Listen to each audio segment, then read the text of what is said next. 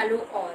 Today's topic is foreign investment. But before foreign investment, you must be knowing what investment generally means.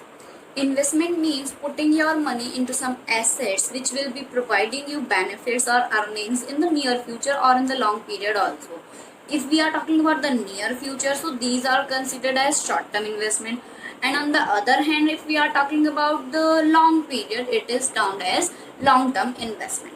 But investment, whatever it could be, short or long term, but it means that putting money for the benefit in future.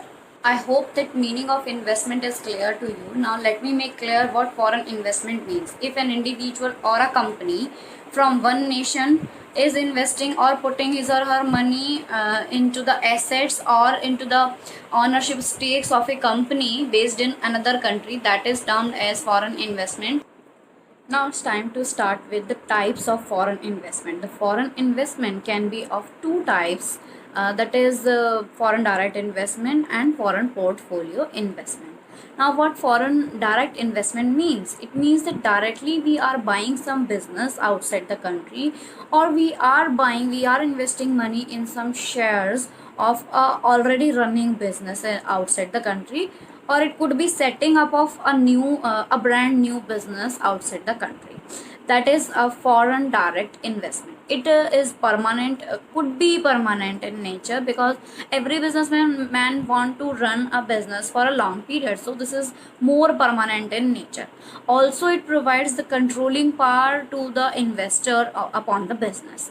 And on the other hand, if we talk about the foreign portfolio investment, it is less permanent in nature, and it can be easily traded in the market. Here we are not investing money in the shares of a single enterprise only, but we are creating a portfolio of multiple investments.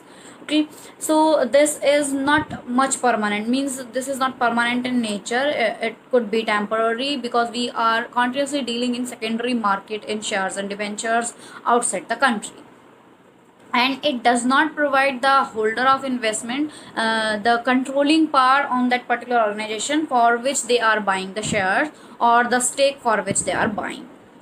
So in conclusion, that FDI is more permanent, and that foreign portfolio investment is less permanent, and that FDI provide controlling power, but foreign portfolio investment does not provide the controlling power to the investor.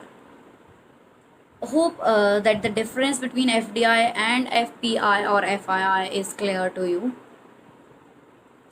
That's it from my side for today. Thank you. Have a nice day.